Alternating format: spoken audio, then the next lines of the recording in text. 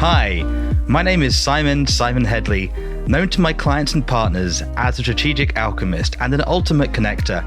I'm a chartered accountant who brings together and bridges the worlds of business philosophy, finance, marketing, optimization, ontology, and so much more. Always focused on one thing, the simple idea that can make the difference to people and projects so we can tip the scales in their favor and get them complete. Pause, Stop, Reset is all about the three little words that can make the difference. They have for me and my clients, and I hope they will for you too. During the show, you'll get to learn about my guests' real-life experiences and the insights and lessons they've learned as they've navigated the resets in their personal and business lives, which you'll be able to leverage yourself. So let's start the show.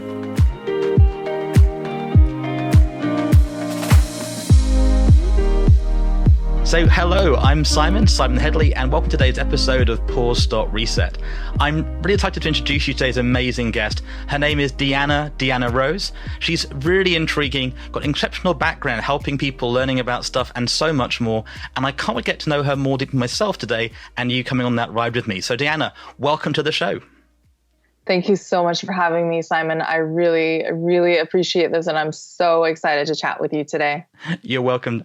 And for people that may not know you yet or haven't caught up with your resets, who are you and what are you focused on today? I don't even know where to start. I always have a hard time answering those questions just because my history has just been a little bit all over the place. So I first started as a counselor. So I used to work with people in the mental health field, extensively working with addiction, mental health, as well as HIV patients with autism.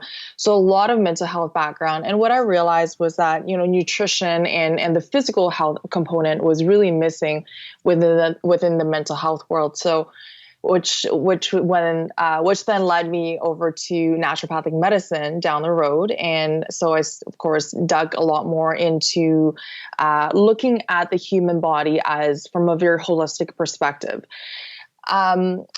And then I realized that they don't really focus on mental health all that much, and which is why I have combined the mental health component and the physical health component.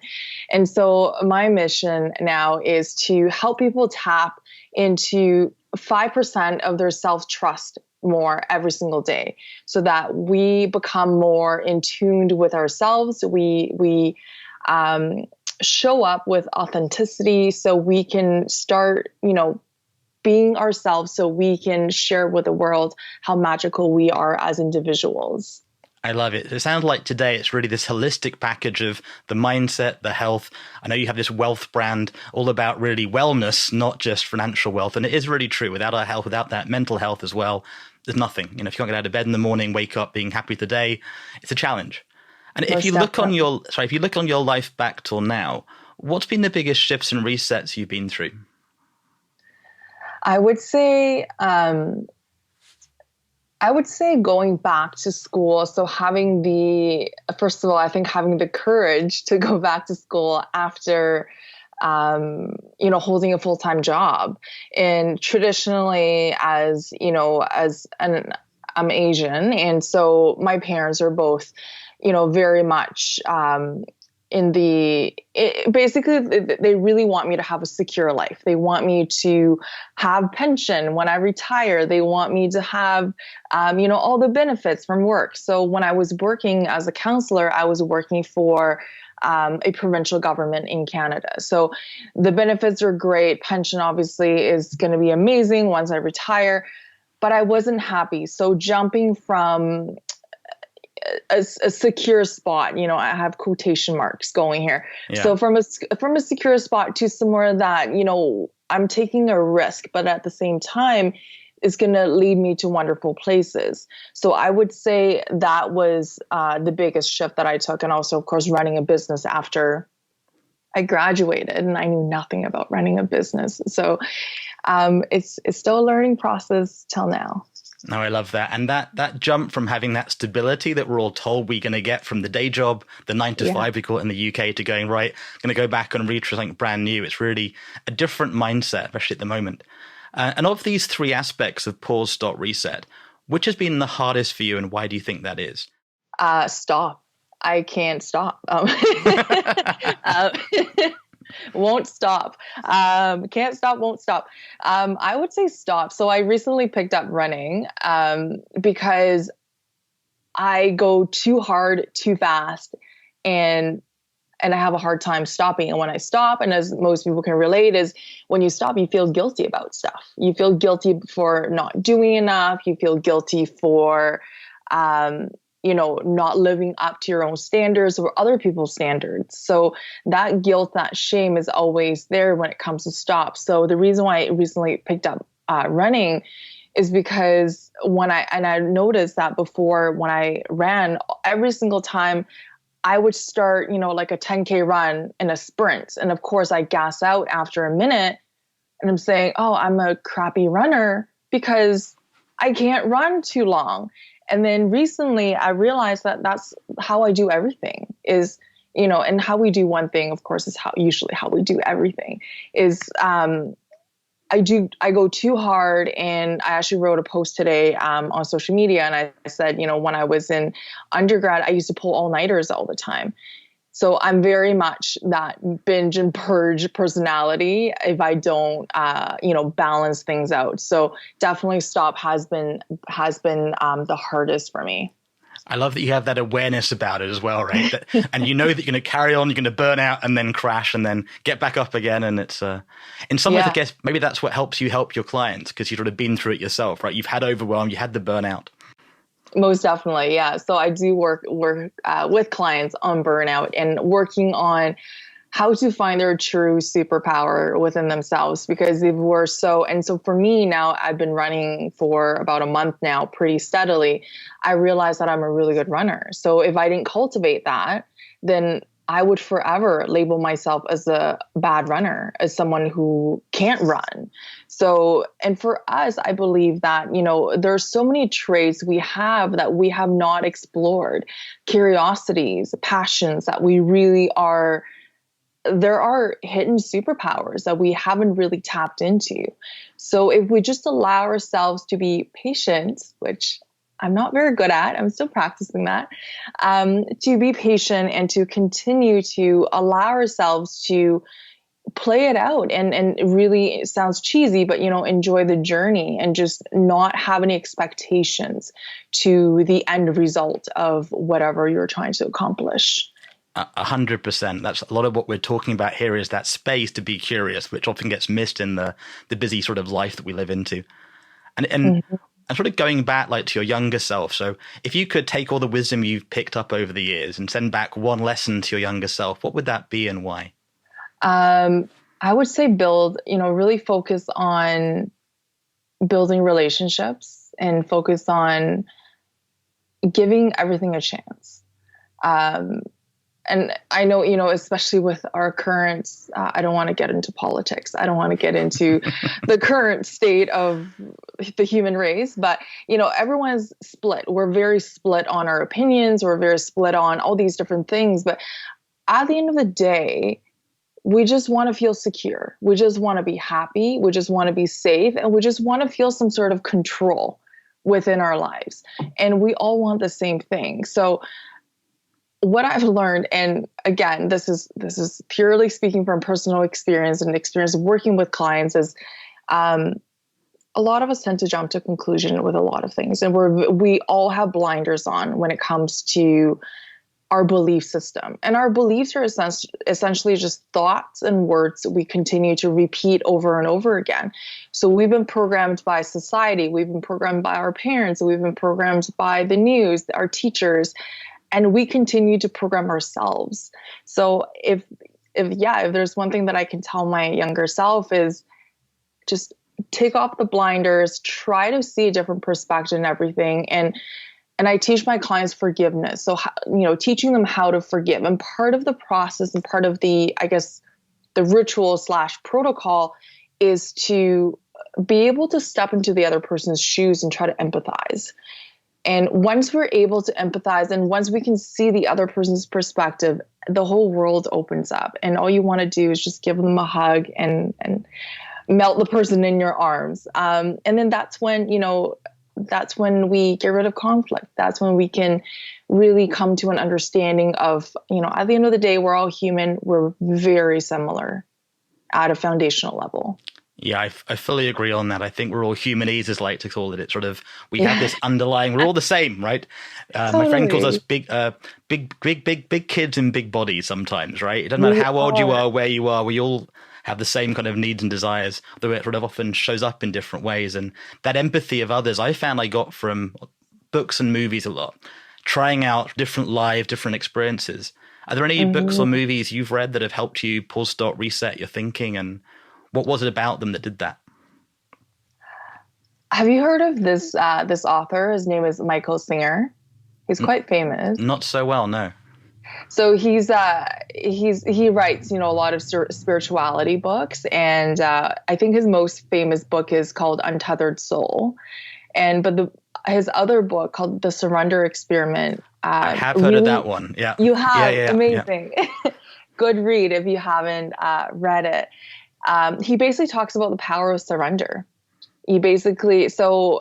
A spoiler alert, just going to give you a little blurb on it really quickly here. So essentially he said, this is what he did. He moved into the woods. He's like, I'm just going to be alone. I'm going to meditate for the rest of my life by myself in the woods. And then when I was reading that part, I was like, this guy is crazy. That's not possible.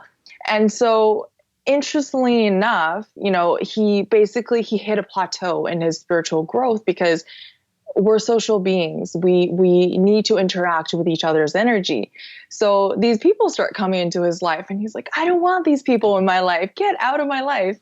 But if these people continue to come and they continue to stay and these different opportunities continue to come into his life. And so what he ended up doing was he just kept surrendering.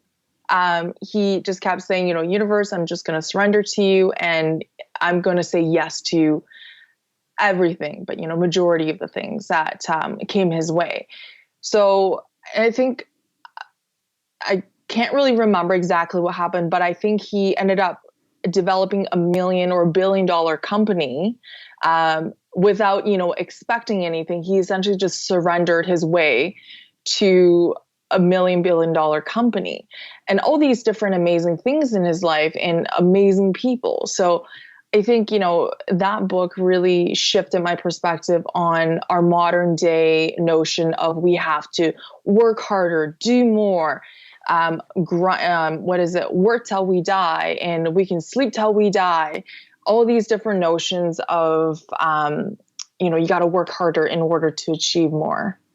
Yeah, I get that so much because there is that bit of being in the treadmill, especially in London back in the day. You're working 9 to 5. Actually, it was sort of 6 till 10, and it's just nonstop. And then other people like, I went to the beach, I met somebody, and out a movie. You're like, how did that happen? And but there's no right or reason. I think especially today, everybody's sort of learning how to do relationships, how to do business marketing in new ways. And that's a great book, The Surrender Experiment by Michael Singer. Yes, yes, you got to check it out. It's 100%. so worth it. So worth it. And we touched on you making that choice, choosing to go back and change career, try something out. But have you ever had something happen to you, an event or experience that sort of caused you to have a pause, stop, reset? So one of the things that happened to me was after I graduated from naturopathic medicine, and naturally a lot of people go into a clinical setting.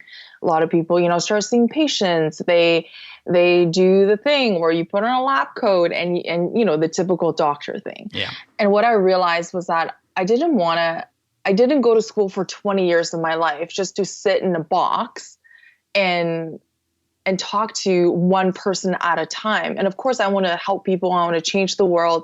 I want to make the world a better place. But I just didn't see myself being happy in that setting. I didn't see myself, because I believe that if I'm not happy, then other people around me won't be happy. So I have to make myself a priority. So, so I had to stop and realize that, that's not a way for me to go, and really pause and think about, what direction do I want to go and how do I integrate the things that I'm really, truly passionate about into my practice and into the ways that I can approach people and help people. So what I end up doing, of course, now is combining mental health, which is a huge passion of mine, and physical health and spirituality as well. And so I also love art. I love to paint, and I start painting before I could even write. So now I'm trying to integrate art into my practice. I don't even know how I'm going to do that, but it's a continuous thing. And I think it's such a great title you have. The Stop, Pause, Reset is, I think, on a daily basis, we have to keep doing it. And if we don't stop, pause, and reset, we basically, exactly like you said, we're just constantly running on a treadmill. Yeah. We're just going and going just for the sake of going. No, I get that. And you ask about how to incorporate art into your practice. I came across a thing called Earth Art for an amazing counseling guy in America. Whole other conversation, but there's so many ways you can integrate art. It's an old modality that's been around for thousands of years.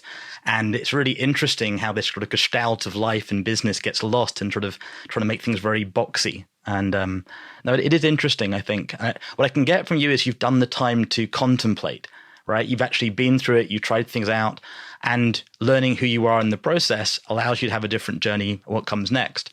And I guess if somebody's listening to you now, listening to this podcast, and they're looking to make a shift into what's possible, what's your biggest suggestion for them? You mentioned forgiveness earlier, but like, what's your biggest, like, go do that? What's something they can go take on and do today to help them on their own journey? I love the word shift. That's actually, so I have my personal framework that I base all my programs on. And the first stage is actually shift. So love the word. And what I would recommend to people is that don't wait for things to shift. Start just doing things that make you feel good, and then the shift will happen to you.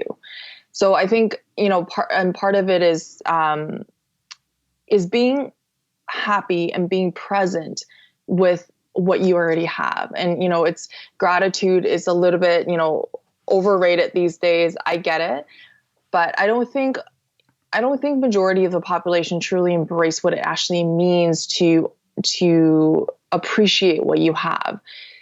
And by appreciating what we have is not about, I don't want to have ambitions. It's about understanding what I have right now, having a roof over my head, being able to speak to you, and we're on two different continents. This is amazing. This is just such an amazing thing to have. So that is already a shift in your mindset. That is already a shift in how you see the world. And it's essentially, so one of my amazing business coaches, and I'm going to, so one of my business coaches, her name is Tori. So she's amazing at how she describes there are two different places. So one is called Lack Village and one is called Abundance Land. Yeah. I love it. And it's so visual, and you can't be at these two places at the same time.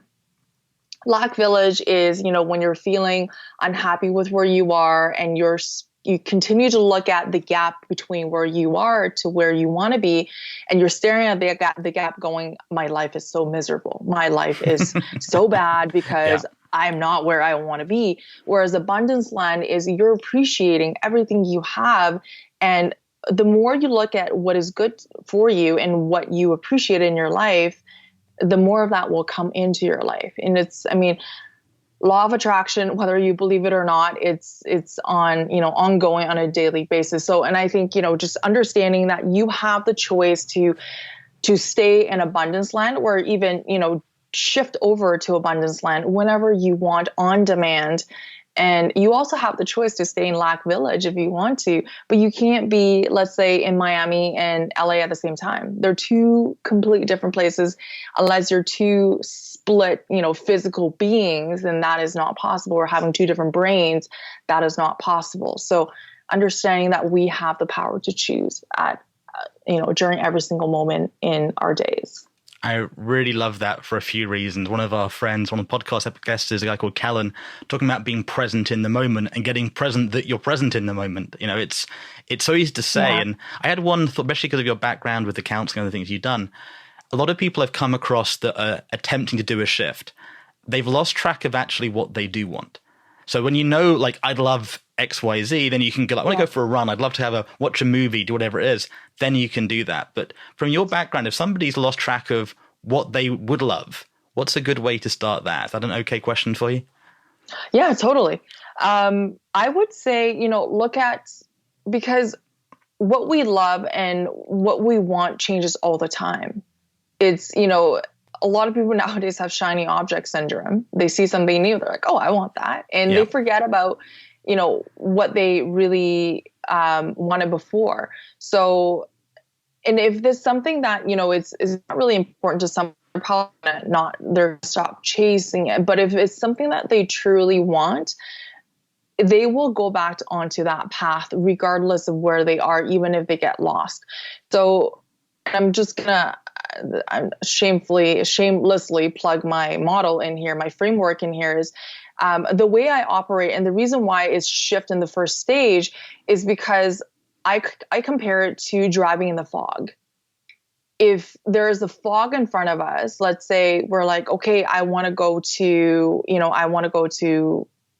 I don't know, the UK, for example. Yeah. Then this is the general direction I'm going to drive to, but I can't really see beyond 2 meters in front of me. So I need to realize that I need to get rid of this fog in front of me in order for me to go. But then before that, I need to have the awareness that there is fog in front of me. Without knowing there is fog in front of me, then that means all I can see this entire time for the rest of my trip is only that 2 meters in front of me. So shift is essentially understanding there is that fog, and of course get rid of the fog. And I find what a lot of the times when people, get rid of that fog, their whole horizon opens up and they start understanding, actually what I thought I wanted before wasn't really what I wanted. And this is what I actually want. Or, they can still want the same thing, but from a different perspective, if that makes sense. It does, 100%. I'm wearing glasses here, if you could see me on camera. And one of my friends was about sort of the acuity side of you're looking through glasses not knowing there's sort of mud or a tint on them. And you don't know that's there. Exactly. So that whole thing is so spot on, and linked to our earlier bit in our recording today, talking about how we get sort of influenced by other things, right? So you might want that to go watch that movie or eat that dessert because you've been marketed at really successfully, but you've been there, you've done it and gone, meh.